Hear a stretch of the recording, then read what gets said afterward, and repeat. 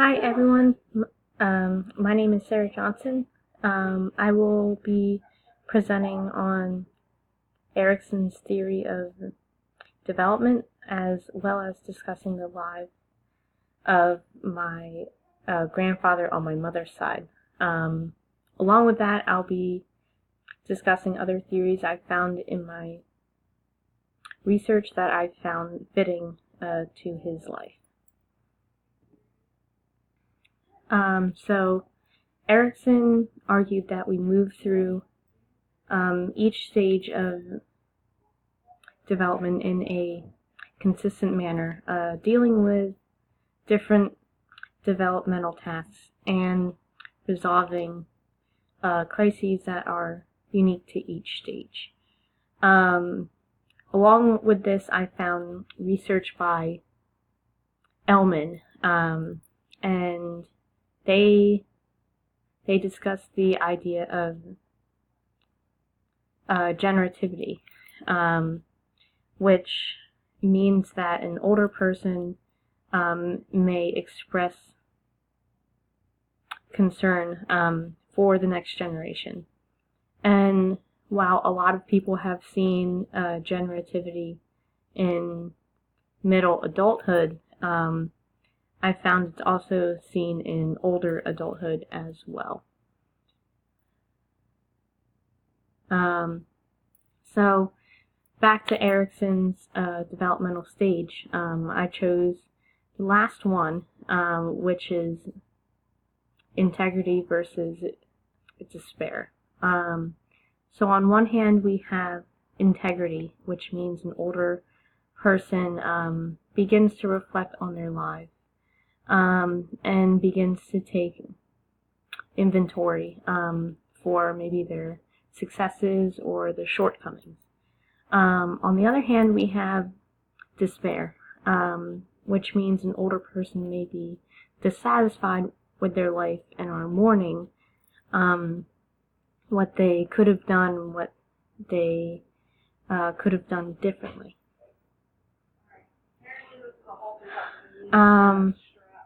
So next, in the stage of integrity versus despair, we see certain things happen. This is only a small list here, but what a lot of people see in older adults is a physical decline. And this means that an older person may have a lesser quality of life due to the fact maybe they can't do certain hobbies or things that they like to do like they normally have done. Older people usually are worried if they are influential to others, which again leads back to Elman's idea of generativity. Next, there is a fear of death. And this is a common fear among older people because a lot of them fear the unknown. They don't know what is going to happen after death. And lastly is loss of friends and family. I've seen this in my grandfather. He's been going to a lot of funerals lately. He is getting older. He's in his early 90s, so he is beginning to see some of his friends pass away. So before I talk about my grandfather's life, I did want to mention another article that I came across by Brawley, and they explained the social influence of a group is a supportive medium for the thriving of an older adult. So I want you to keep that in mind as I discuss the life of my grandfather.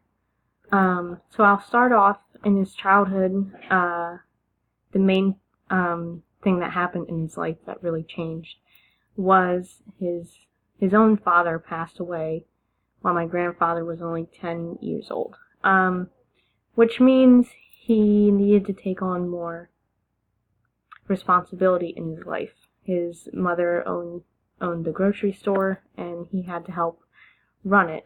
And he started working at a very young age.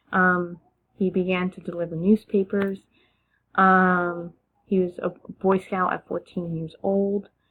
And while he was in high school, he participated in a variety of sports, including cheerleading.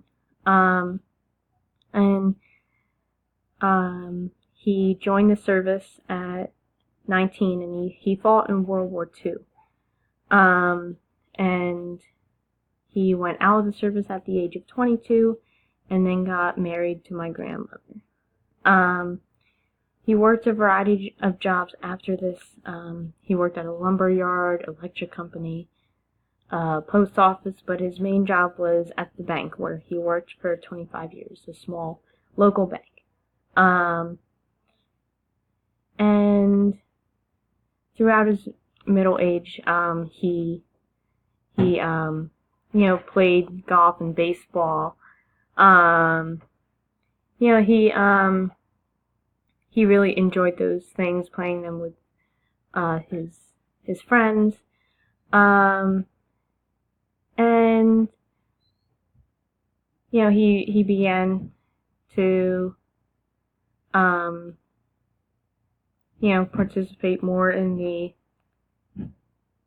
American Legion as he got older, and although he was part of it for 73 years, this became his main thing, because due to his physical decline, he could not do sports as he liked to. So the American Legion met once a month, and they would always be a part of the local parade each year around the summertime. And through this Legion, he's maintained friendships, and it still gave him something to be a part of.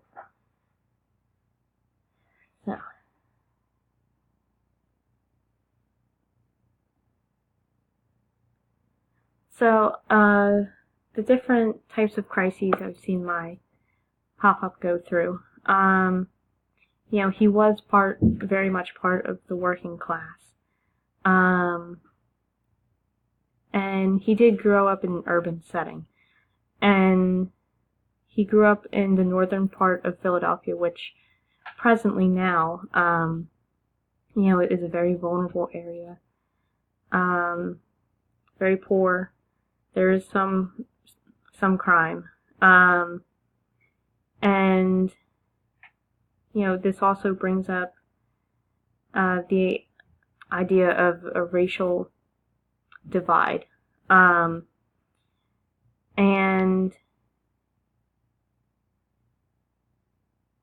what my grandfather sees, he views race very differently. Because of the generation he grew up in, I believe he views people of color or those from different cultures as different from him. And he did have the struggle of, his parents immigrating from Germany, which means they had to start a whole new life, build from the ground up. And those were the big crises I've seen in his life, and he definitely described a lot to me of different things that he's gone through. But for the most part, he did emphasize that he worked hard in his life, and he expressed that he had a great marriage to my grandmother, who is still living Actually, they're both in their early 90s. And I did see, it was very hard with the loss of their home. They did sell their house about two years ago, in order to move into assisted living, which is a big change at such a late age. But they have been socializing and adjusting to the change as needed. And along with other crises, I found research from Cornett and Phillips. Cornett brought up the question, do stereotypes of older people influence their personality development? And from what I see, I believe yes. And while the research was not definite, I believe if more research was conducted, this would be found to be a definite, because the stereotypes people see of their own gender or race may cause them to go along with what they see in the mainstream media. Phillips, on the other hand, brought up the question, can older adults detect sarcasm? And I've noticed in my own grandparents, they may not understand certain jokes, and I found it interesting that Phillips picked out sarcasm, because there is a certain tone in those types of jokes, and they did discuss how older adults process certain speech, certain tones differently. They may not be as sharp on that as they were once used to. Continuity theory is next, which focuses on the role of personality, and it helps maintain a consistency for an older person to adjust to the aging process, as well as maintain satisfaction and well-being during retirement period. Now, there are some weaknesses in this theory, and because it does not account for profound changes, meaning if someone has a chronic disability or illness, continuity theory does not, look at these major changes in someone's life. It is also based on interactions with others, which I saw as a big flaw, because not everyone interacts on the same level as other people. Someone may interact with others more or less than someone else. So therefore, while this theory was fitting, and I did agree with, the major importance placed on personality development, I do believe this theory has some shortcomings. That concludes my final presentation. Thank you.